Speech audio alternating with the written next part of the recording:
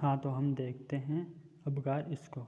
Apgar score जो होता है ये एक साइंटिस्ट के द्वारा दिया गया है जिसका नाम है वर्जीनिया अबगार।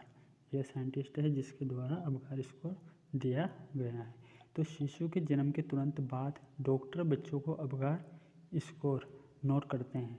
जन्म के तुरंत बाद जो डॉक्टर है वो बच्चे का अबगार स्कोर नोट करता है, जो कि शिशु के जन्म के तुरंत बाद 1 मिनट में और 5 मिनट के अंदर अबगार स्कोर का चेक किया जाता है।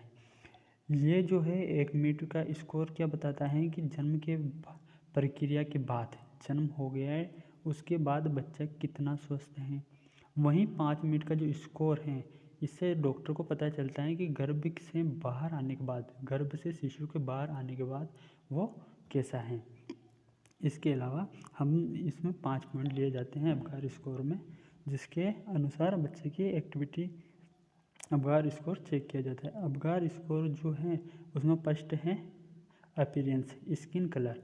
तो अगर बच्चा ब्लू है, फुल बॉडी ऑल बॉडी जो है उसकी ब्लू है तो उसको 0 पॉइंट देंगे। ब्लू जो होता है उसको साइनोटिक कहते हैं। इसके अलावा अगर बच्चे की जो है एक्सट्रीमिटी जो है वो तो ब्लू है और बॉडी जो है पिंक है, तो इस कंडीशन को हम एक्रोसाइनोसिस कहते हैं। अगर एक्रोसाइनोसिस की कंडीशन है अगर बच्चे में तो उसको 1 पॉइंट दिया जाता है। उसके अलावा बच्चे की बॉडी पिंक है, फुल बॉडी पिंक है, तो उसको 2 पॉइंट दिए जाते हैं। उसके अलावा अपन सेकंड लेते हैं पल्स।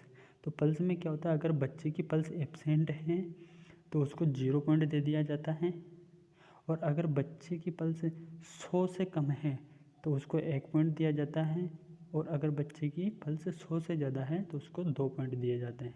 इसके अलावा थर्ड नंबर पे हम चेक करते हैं जिमेंस, मतलब रिफ्लेक्स जो होते हैं उनकी एक्टिविटी चेंज करते हैं। अगर बच्चा कोई भी रेस्पॉन्स नहीं करता है तो उसको 0 पॉइंट दे दिया जाता है, और अगर बच्चा मिनिमम रेस्पॉन्स करता है, मतलब थोड़ा बहुत रेस्पॉन्स करता है रिफ्लेक्स के प्रति, तो उसको 1 पॉइंट दे दिया जाता है। उसके अलावा जो रेस्पॉन्स है वो ठीक ठाक है, वो स्नीजिंग कर रहा है, क्राइंग कर रहा है, रो रहा है, तो उसको 2 पॉइंट दे दिया जाएगा। उसके अलावा अपन 4 नंबर पे आता है एक्टिविटी।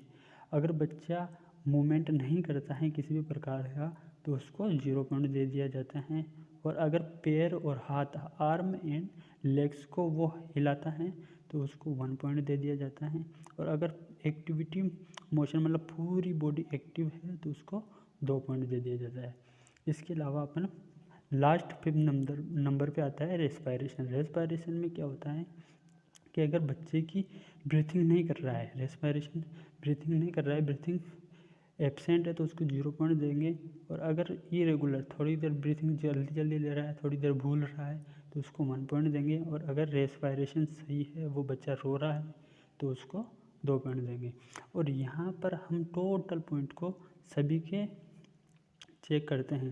जैसे कि अपीयरेंस का यहाँ पे जितने पॉइंट आए, 1 आए, 2 आए, 0 आए, वो इन सबको टोटल करके देखते हैं। अगर बच्चे का जो है कुल पॉइंट अगर 0 से 3 के बीच में आता है तो सीवियर डिहाइड्रेशन की, डिप्रेशन की कंडीशन में होता है। अगर 4 से 6 के बीच में आता है तो मॉडरेट डिप्रेशन की कंडीशन में है, और अगर 7 से 10 के बीच में आता है तो एक्सलेंट, मतलब ठीक ठाक है।